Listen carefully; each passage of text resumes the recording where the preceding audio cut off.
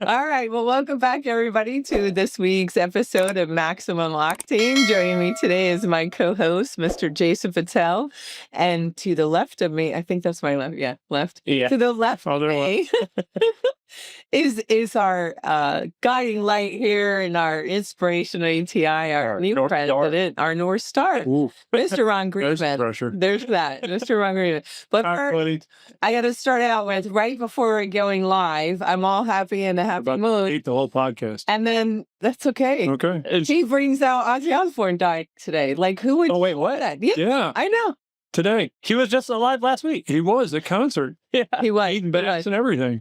He was. They wheeled him out there. But so Oh, yeah, with Youngblood, right? We were just we were just discussing it. So if I seem a little less energetic or happy as normal than normal, it's because of him. That Yes, and this podcast will seem like a crazy train. there's that. But an important thing that happened right before Ozzy passed, and who knew? But the what if, right? You never know. 2 weeks ago, they had the farewell tour for Black Sabbath. For those of you that pay attention or listen, and I think Are old enough to know who they are. old enough to know who they are. If you're not old enough, look them up. But he passed the baton to a new singer named Youngblood. So whether you watch any kind of music or follow any of the history, just the legacy that Ozzy Osbourne built over the years. And it was very important to him to pass that baton and turn that legacy and pass it on to someone. So I would imagine his family and all, the clips are going to be that he was able to pass the torch, his legacy is going to live on. So I think that's pretty important, especially if we're going to have a conversation with our new president. Is that what we're going to talk about? Young blood?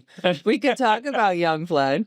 Okay. But there was also a very lack of a succession plan there. I mean, there was no succession plan up until 2 weeks before he passed away. With the concert, when he passed the baton. Exactly. That's one thing I know at ATI, we've always preached succession plan. And, there's always some kind of progression. I think that's something that you can also talk a lot about. And a lot of that, you have been part of that driving force to kind of put that in place here. Yeah, look, I think we've lived the succession model here, starting with our founder, Chubby, who's had a succession event 5-6 glorious years ago now. And really, that was really the second or third time we tried a succession event with Chubby. So I don't know that a lot of people know that. We tried it in 2015 as well. The market didn't really take us where we wanted to go. So we came back in and sharpened our pencils and got a little better. And we've had members that have had that happen to them. They thought they had a shop worth $1 million and they went $1 million. $1 million ain't what the numbers came back to say. So they went back to work and they sharpened their pencils and they took their labor rates up and they got their margins up and they got a whole lot closer to it the second or third or fourth time around. So look, it's rare that a succession plan is successful one time. It's usually a couple of iterations of where you think you start, and where you want to end up are usually a bigger gap than you think. It's one of the reasons we say start sooner. Start planning the day you walk in the door of how am I going to walk out the door. That sounds awful, but it's real. The other lesson there is if you're out in corporate America, when you're a 20-something coming out of college or you're coming out of high school and you start your career and they start investing in your retirement now, for everyone in the room who did not do that, Kim, raise your hand. For everyone in the room who did not do that, you pay the price later for not having spent that money up front and saved that money up front. So when you walk in the door or you start thinking about it, it's time to start doing something about it. So that's super critical for us, especially members and even coaches here. We're 50-somethings. We look like our membership. We've got succession. I know, Jason. 50-somethings. I know 30-somethings will make you feel better there. I'm not in the 30s either. 29 and 29 or 29 and something. 3/4. But it's part of everyday life. We're going to see huge changes in the next 10 years as the ownership goes from the 50s to the 30s. And that changes everything. It changes the narrative, but it doesn't change that the 30-something's got to have a plan. The next owner needs a plan for the next owner. And that's just how it's got to be. There's got to be a handoff process. Otherwise, why are you doing it? You're here to do it for a reason. It's probably not to kill time. It's probably to get somewhere. So where do you want to go and how do we get there? Let's talk about succession for a moment, though, because I know a lot of times even our members, they get confused and we say, you need to come to succession planning class. And they're like, I'm not leaving for 20 years, 30 years. I'm never going to sell the business. I'm going to hand it down to our kids. But succession is about having a process, not necessarily transfer ownership, but it could be leadership too. For example, now as being part of Driven Brands, they're not selling us. We have people moving. You became the president. Other people left. And so that's all part of the same plan. It doesn't mean when you go to a succession class or start a succession plan that you're selling tomorrow or in 20 years or wherever, but it's all part of where you're going to go to. So it's not any different than a GPS. If you put in the wrong address or don't put in address, and it doesn't matter how expensive your GPS is, you don't know where to go. Right. So you have to start. It's funny because you and I were just talking about this yesterday or earlier this week around where do you put succession class in our roadmap? And you and I had a very candid conversation about it really needs to go in twice. As soon as you start with us, go to the first class and learn about the program, and then go to succession class, because that's going to change your win number. That's going to change why you're here. It's going to give you a direction. And then when it's time to execute it, come back to the class and talk about, here's all the things I now need to do because I'm here. I'm ready. I've made my number. Now, how do I get out, or how do I move on, or how do I get somebody else in the program for me? So it's really multi-step. It's really about what do I need to know, and then when do I execute? So super. There's also selective attention, I think. What? Sometimes When does that happen? when people have an idea, I want to do something with the business, whatever, they only listen to what they want to hear. They want to hear a certain number, they want to hear whatever, and they don't really pay attention to the finite details that are going to get you there. So going to the class a few times, I think more than twice, that really you pick up something new and you're ready and in a space to hear something a little bit different each time. So it's kind of like what you said, right? ATI went through a couple of iterations of the succession plan, right? So now that we've executed the succession plan, it's never done, right? No. Now that you're the president, what are you doing to kind of alter some of the things that were either not appropriately placed as part of the succession plan before? And what are some things that you're altering now? Look, I think we're in a bit of a reset here, quite frankly. I mean, we went from Chubby to Richard to Craig to me. We didn't do a lot of adding underneath that management team. So we've really kind of taken the top off the management team, and now it's time to grow that management team back into place. One of the things I've talked about with some of the 20 groups recently was, what's your plan for replacing the COO? The answer is no. We're not planning on replacing the COO because we really added that step a bit early. We didn't have a management team under a COO. As COO, I had 14 direct reports. Probably not the best practice model there, right? So there needed to be a layer there. And some of the growth we're going to do this year with adding a VP of coaching and a VP of training and some content people is building that infrastructure under what would have been the COO. Now it's just going to be built under the president instead, and start to rebuild that succession model. The other side of it is we've got a lot of people here at ATI with a lot of tenure. That's the positive side. The negative side is that we got a lot of people closer to retirement than the start of their career. So how do you plan for that? How do you make sure you're engaging in that success? I can say, Kim can attest to this. We interview people on a weekly basis who say, I think I'd like to coach. And what they say is, I think I'd like to talk to people about things I know. They don't really mean coaching. And when you get into it, there's not a lot of people that can do this job, that want to do this job. It's not an easy job. It's a big lift. So it takes a long time to find the right people to get plugged in. You're one of those people, Jason. You've been somebody who's been near a team and been part of the succession model and the way we've changed coaching to accommodate the talent that's out there. So we're going to continue to do that, continue to move that. I think they'll see that with some of our newer coaches and some of our older coaches who will say, yeah, I think I'm ready to get my lawn chair and get my cooler and call it a day. And there's nothing wrong with that. They've earned it. So we want to give that to them. I'm going to give a little PSA for those of you out there that might be interviewing. Please don't go in the interview and say, yeah, I'm just tired of the rat race and I want to kick back a little. And I like the idea of a remote job or, talking to people all day. And I think I can just tell them I'm really good at telling people what to do and all of that. That is not what you want to say when you're applying for coaching position, please. I just back. They actually say that. It's not joking. Yeah. Oh, yeah. Who's going to hire somebody who wants to kick back? Well, they want you to understand they're tired of the rat race. They're tired of the hustle and bustle. They're tired of the grind. Right. But to be a little fair to that message, Yes. When we were building our team, our recruiting pitch was like we do with techs in our program now is, hey, are you tired of working Saturdays? Come work for me. That was a pitch. A lot of our coaches came out of a corporate franchise model where they work Saturdays and Sundays. So that was a pitch. That pitch is no longer applicable. It's not how you want to bring them in, but it's how we built the team. It is what we sell to members when they're recruiting. Go find guys who are working Saturdays and Sundays and give them that benefit. But ultimately, you don't want to start there. right? You want to make that, you want to make that a perk of the job, not a, hey, I'd like to not travel. That probably doesn't work. So thanks for calling. I'd like to work 1 day a week. Good for you. I hope Walmart needs you. So, but that's the reality. It's still a real job. It's still a tough lift. It's still coming to work every day. It's a lot of responsibility. I mean, we're helping people grow their lives, their businesses, their personal lives. Everything's all rolled up. It is a big lift, and it's not a part-time kickback. Want to? I mean, for people out there who just want to imagine it, pick up a phone and call a shop and say, "Hi, I'm so and so. Can I talk to the owner?" You've now started a coach call. You have no idea what's going on in that shop.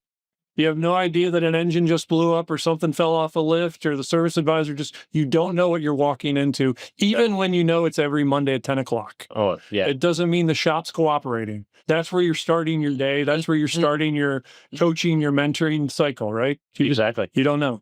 Well, on that note, I do want to talk a little bit about kind of how you got to where you're at now, right? As the president of ATI. So you've got a lot of background. You've been because he's a Yankees fan. Cheers. That's why. You've been a lot of the succession plan. You've had a pretty big role in that from when Chubby, I guess, first started thinking about it, right? So one of those things that, brings you to where you're at right now, how is that going to shape, what you're going to do with ATI moving forward? So a little bit funny. I was not part of the succession plan when I got here. So I came on as the first full-time CFO of the company because the company had grown to a point where it needed full-time resources. My plan was to come here, put in 15 years, sit at the big boy table, and walk off into the sunset. Oh, okay. Kick back, not travel, shed some advice around, and get out of Dodge. Close my door and work on some spreadsheets, call it done. As I got interested in the company and the mission and the impact we can make here, that journey kind of changed, and circumstances and deck chairs moved around and opportunities opened themselves up. And this is where we ended up today. So you just don't know where it's going to come from. I mean, we've got a lot of owners who can tell that story. They never meant to be an owner. They never meant to, their second in command wasn't their first, second, third, or fourth choice, but it's where you ended up. So it's about good talent in front of you, understanding people, having context, being willing to go on the journey, right? Talent doesn't solve passion, so you need both to build that succession plan. What you mentioned right there, being willing to go on the journey, right? So that's one of the things that, I mean, not everybody can do. There's some people that are in their role, they get in that role, and that's what they're there for. You've been exposed to a lot of these opportunities that kind of self-presented as well. How would you recommend a shop owner, for example, that's been in the industry for a little while and they're just there, right? They're not seeing the growth that they want to see, or maybe they're not looking for the growth. What can they do to really push themselves or get onto that next level? So look, even if you're not looking to grow by going out and buying businesses, the business model you're running is shrinking.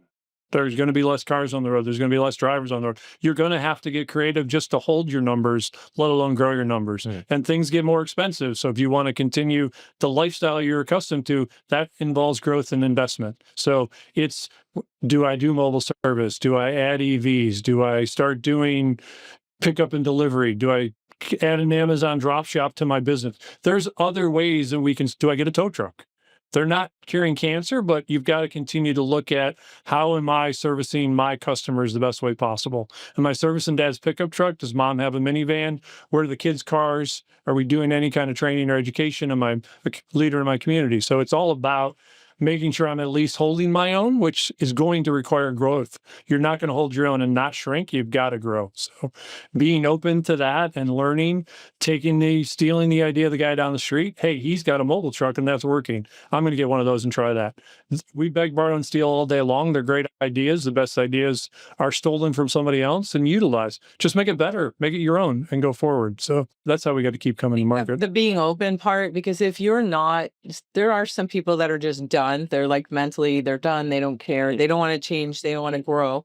But you have to recognize that and then do something. And if you're not willing to take those steps to be open, you have to hire somebody that will. You have to bring in somebody to say, just like you would for anything that we do a sublet. If you're not an expert in it, or you don't have the passion or the knowledge, you have to bring somebody in to do it. You can't just exist, because existing is a choice. And that's what I think so many of our business owners don't understand just in general. general is everything has to be done with intent. It just has to be. And when you're not doing anything, that's an intent. That's a choice you're making to not do it. But there's people relying on them, the community, the families that work for them, everybody. So if you can't do it yourself because of mental or physical, whatever limitations or desires, you have to build the right team. And that's where I think a lot of people fall down too, is getting that right team around them to help. So one thing I've noticed, I've dealt with quite a few shops that have come into the ATI program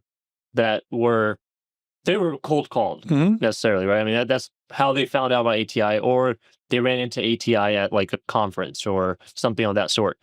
And they really don't know what to expect, right? They get to ATI. I know we have a lot of stuff as far as this is what ATI can do for you. But once they're actually here, it's not like that at all, right? There's a lot of commitment that you have to put in as a shop owner. And I think that's where a lot of people don't understand that you have to be willing to change something in order for something to change. Right. So one of the things that I run into with shop owners that have been doing this for a long time is it's worked. It got me to where I'm at now. And I can still do things. I can add more people. We can still follow this model. But then also there's the other side of this where it's not working, and that's why they joined ATI. So what are some things that you have seen as far as ATI internally, some things that have not been working that you're looking to change moving forward? Look, I don't know that there's a lot of things not working, but we always need to get better at what we're doing. There's always a cleaner, faster way to deliver the message, and getting to a younger audience, getting to a more technological answer. Like avatars and AI scare people, but it's a good way to come to market. We were just talking about this. People don't want to read long emails anymore, no matter how much good stuff's in there. They want the 30-second video, right? We've come to a world, and a lot of owners remember this, their first microwave and that they had in their office. It was a great thing ever, right? Now you stand in front of the microwave going, come on, man, come on. I need my popcorn. My coffee's not hot enough, right? We used to love when you got the notice, you've got mail. I'm important. That's great. Today, if you read another email, you want to kill somebody.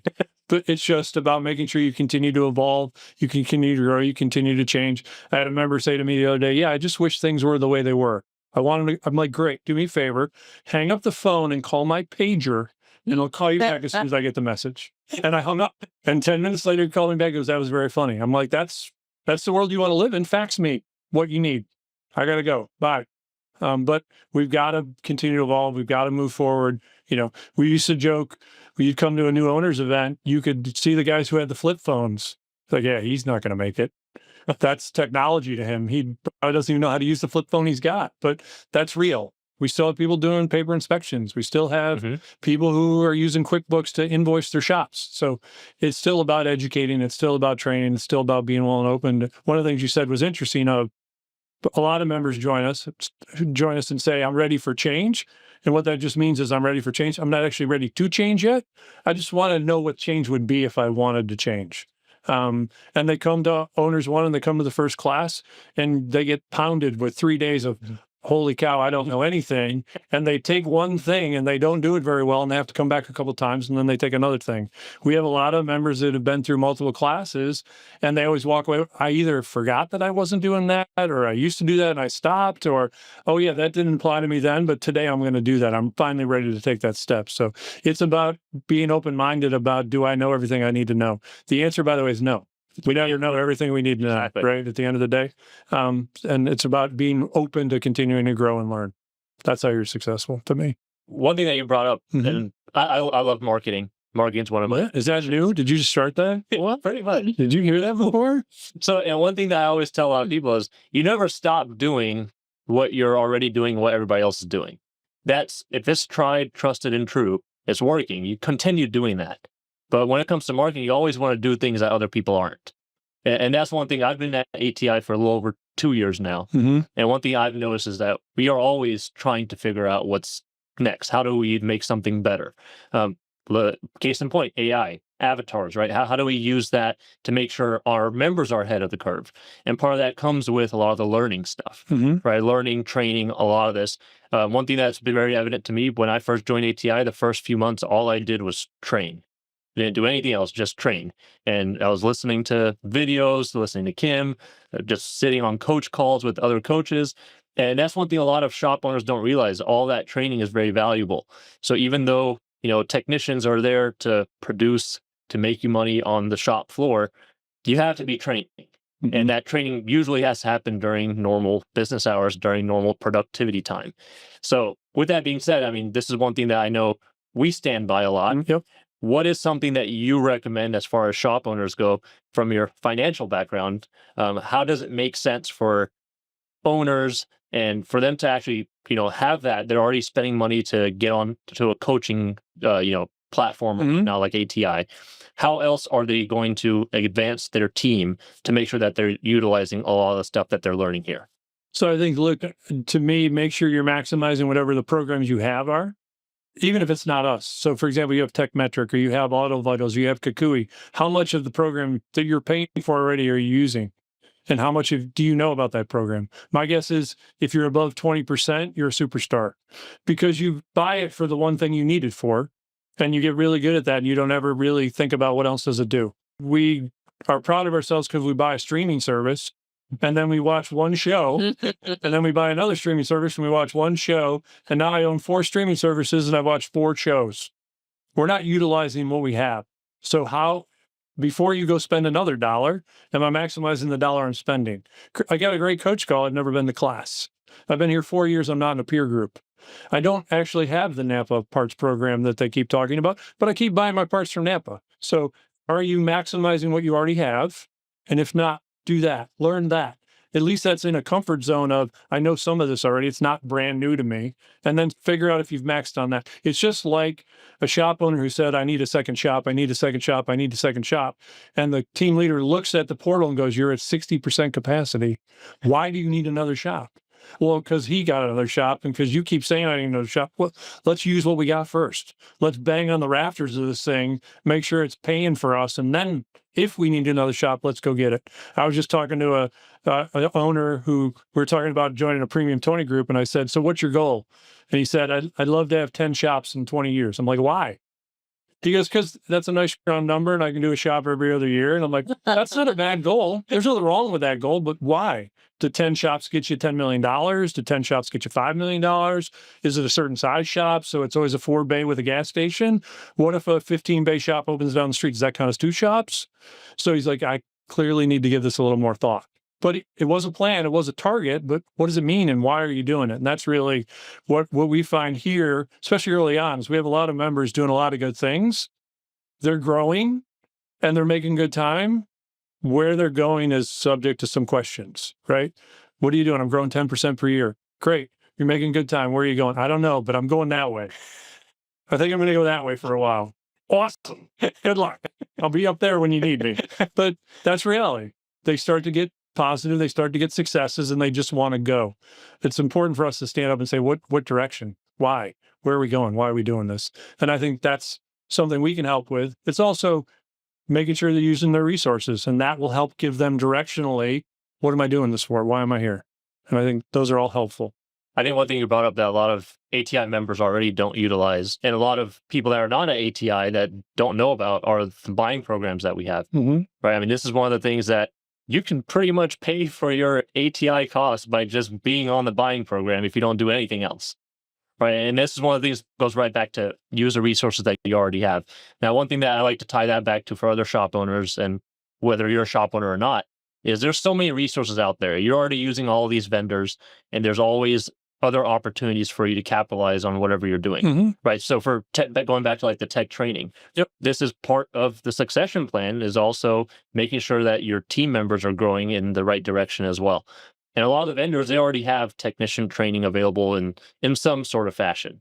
And that's one of the things, going back to being a training company, everybody needs to be a training company, right? So I know, Kim, you bring this up all the time, is if you're not training, you're going. What are some things that we're doing at ATI or that we're planning to do at ATI to help grow ATI in general internally? We're going to continue to develop training programs. We've got 4 or 5 classes slated for 26 already. Some of them, like a financials 2 class, really pointed at succession. We're going to launch a coaching and mentoring performance group sometime in Q1 of 2026. We'll continue to grow service and sales training because that never stops. We'll continue to add marketing classes. We will launch a self-recorded introduction to AI sometime in August or September, which will be self-directed modules. It'll be 8 modules around how do I use AI. It's more than running a job description through it. It's more than running a resume through it. It's about how do I supplement my staff? How do I increase my footprint? How do I use all of the data that I do have that when I turn it on, I look at my checkbook and I turn it off and I hope I didn't do anything bad. But how do I, again, maximize what I've got? So we're going to continue to grow and develop those things. The other thing I'll say is, and I don't want it to just be a pitch for ATI, but one of the things we've talked about, we were going to do in 25, we didn't get there, is in 26, we're going to set training targets for all the shops, 40 hours a person in the shop. That's not a tall target, but we're going to put it in the portal and we're going to track it. If you're using us and it's overdrive, it'll come over automatically. If you're using other training, if you're using local guys, if you're using the parts, whatever that is, it can be added in. But the targets would be you're doing 40 hours a year per person in your shop. Regardless of their position. Regardless of their position. So if you've got a porter, they should be getting trained on something. If you've got owners in the business, they should be training on something. So we want to continue to beat that drum of training is really, really important. And we'd love for it to be us. We think we're the best and we're good at what we do and we bring value. But if it's not us, it still needs to happen. You still need the training. So we want to put that in front of you to track it and train it and really beat you over the head with it when you don't do it. But it's there in front of you. And when you're doing it, it's kudos and hats off and let's go. One of the things that I think, and you're really good at this, and I'm not just saying it, I know, write it down. Yeah. Is identifying talent. And I see so many shops, so even with training, they'll, okay, you got to take this training, you have it. But again, it's not with intent and it's just training for training. So when you're assigning training to people and asking them to participate in something, make sure it's something that speaks to a need that they have versus just a blanket. And because that's where people get upset. That's like, all right, I got to take this stuff and this doesn't even pertain to me or whatever. But having a career path, I think most of our shops really struggle in that area. They have people and they have people that are a great resource for them and they bill a lot of hours or they're great with customers, but they don't have a true career path or a training path for how do we get them to the next level. And then they wind up kind of burning out and just because they're just doing the same thing all the time and they don't really support them. So that's really important too, I think, of having that career path, identifying the people in your shop and or anywhere that can be your next A player, can be your next whatever. And they're not doing a good job with that, I don't think. No, and look, I think it's easy to make the excuse of I'm a 6-man shop, I'm a 7-man shop, and where are they going to go? What's a career path when you're 8 people in a shop and we do $2 million, whatever that is? Look, we struggle with that here. We're not 3,000 people. I mean, with Driven Brands, there's more opportunities there, but we're not a 9-level organization. So career development to me is really about maximizing value and interest. So to me, you can sit in the same chair forever, but if you're continuing to add skills, you're continuing to grow in responsibility, you're developing. You're creating a career for yourself. You're building that. We talk about that here all the time. We have a lot of people doing a lot of different things based on skills, based on interest and passion and training that don't necessarily go to you become a coach 1, a coach 2, a coach 3, a coach 4. You're a coach and a trainer. You're a coach and an instructor. You're a coach and a facilitator. It's really around skills and what you want to learn and continue to grow and become an expert in something. And then you've created a career path right there for somebody who hasn't changed their chair. They may get a title change, but it's because of the skills and keys they're learning along the way. So one of the things that, as far as automotive industry in general goes, we're usually kind of behind the curve, right? Things happen in all these other industries. Things start moving really, really fast, and then we adapt a little bit later. I'm laughing with you, not at you. I just one time I'd like the automotive industry to be ahead of the curve on something. We're just so dig in not want to change. Yeah, we just don't want to change. That's usually where it comes down to. But we're being forced to change. If we look at just vehicles in general, in the last 15 years, vehicles have changed exponentially, especially with electronics, right? So a lot of modules, most cars are computers at this point. So one of the things that a lot of the technicians that have been doing this for 10 years, let's just say, they're not very well versed in some of the stuff that they're going to start seeing in the shops now. And that's going to go back to if you're not training, you're going. And one of the things that, we do at ATI is we have our internal coach training every Tuesday and Thursday. Yep. And that's to counteract exactly that. We're trying to keep up learn the new skills, so that way we are ahead of the curve. So one of the things that I've known since I've been here, you've been a part of pretty much every part of ATI, right? Whether it's the buying programs, whether it's the coach training, whether it's the peer groups. And now as you're the president of ATI, what are some things that you envision, 5 years from now for ATI? Look, I think the peer group program is the biggest program we have. It's the biggest opportunity for us, even inside of specialties, because the world continues to become more specialized. And that's always the opportunity. As long as you can get a group of 20, 30 people that are like-minded, you can start to create synergies and you can start to build and grow and train around that. So I think the opportunities for us are around specialized groups to really grow that and bring that training in-house and continue to do that, whether that's at the partner level and you've got Kakui user group teams, or it's at the technology level and you've got AI teams, or it's EV teams, or whatever that is. To your point, the industry and technology are going to continue to grow and evolve, and people are going to find things they like and don't like, and you're just going to build off of that with the skills that you have. I think that's where we continue to grow. Look, a lot of people have come to ATI and said, hey, you could take that model to home builders. You could take that to home improvement guys. You could take that to marine. You could take that. You can take it a lot of places, but at the end of the day, this is what we do. This is where we are. Our business owners are a special breed because they're in the car business. They're in the automotive business for a reason. You join businesses you like. What business you belong? I own self-storage. I hate it. That's not usually what you hear. Usually you don't hate what you own. So they're here because they have an interest. So we're going to continue to develop and grow off of that. This goes right in hand with a lot of the auto, like you said, most auto shop owners, they like the automotive industry. Yep.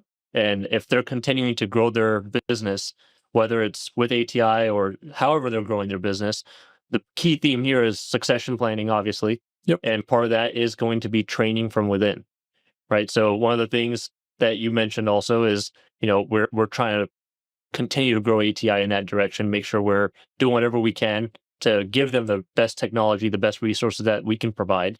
And one thing that shop owners also need to understand is you got to be able to predict what's coming down the road. And for us being in the automotive industry, we're a little bit behind. You can look at other industries and see what you can take from there and apply it here. So you were not in the automotive industry the whole time, right? I was not. So what are some things that you've brought to ATI outside of the automotive industry? So I think one, it's automotive is a business. It's about value. It's about customer service, and it's about performance.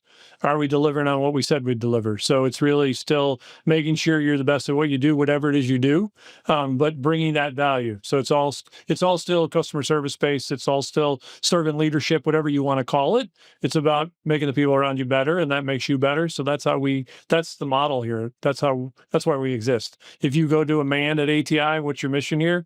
To make lives better for people, to improve businesses, to create a better path forward. That's why we're here. So to me, that was the model to follow. The expertise I could bring around numbers and comparability and sharing outside experiences just kind of folded into everything. So I think it just helps make everybody stronger when you can bring those outside experiences in and blend it into what's there. Awesome. Do you have any questions? I've got one more. I just know I've been throwing a lot of questions No, out it's there. great. Well, so you with being kind of the president, CEO in a sense, what are some recommendations that you have to other shop owners that want to get to that level, whether it's 10, 15 shops and be the CEO of their own organizations? Have a direction, know where you want to go, pick targets, and then measure the targets. We talk about this a lot with owners of what is your win number, and the win number is built off what do you want to be when you grow up. That's a tagline. What do you want to be when you grow up? Let's talk about that. Let's go that way. But what does that mean? Does that mean I need $10 million? Does that mean I want a house in the woods? Does that mean I want my kids to go through college? I want to set up a foundation in my community and pay it forward? Whatever that is, there's probably a number attached to it. Now let's build a plan to go get it. So the sooner you can set those targets, the sooner you're going to be successful, the sooner you get on your path. And it's not hard for anybody to get behind a mission they believe in, right? That's how ATI exists. It created a mission, probably accidentally, but it created a mission and people believe in it and they're here for that. Whatever that means. Do we get a good living along the way? Do we have a good time along the way? Do you have a great career along the way? 100%, right?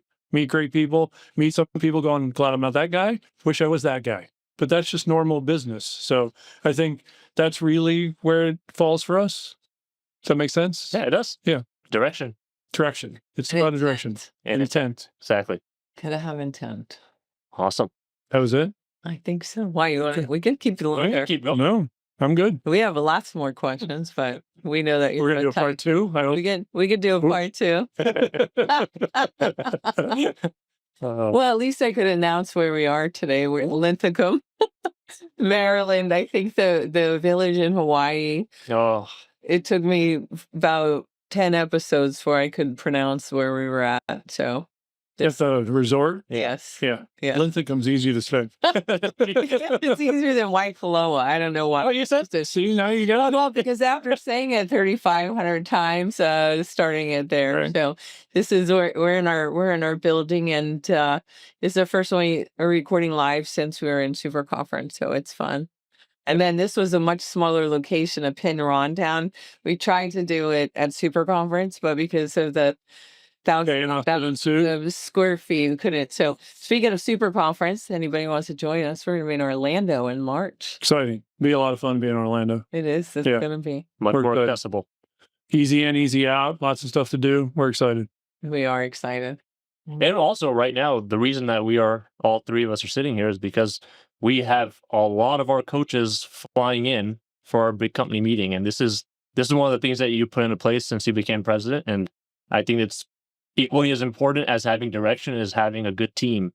And I think this is going to be one of those forefronts that we're crossing again and getting all of the team back together and pushing forward. Yeah, we're excited. We're getting the band back together. Yeah, Putting the very good. band back together. That's what we're doing. Awesome. Well, everybody, thank you for joining us. And as always, stay safe and make good choices. And we will be back soon. And thank you so much, Ron, You for got joining us. Anytime. You can't see the handcuffs right now and the rope tying his legs down, but we'll uncuff him as soon as they cut the mic. Thank you, Jason. Thank you guys so much. Thanks, everybody.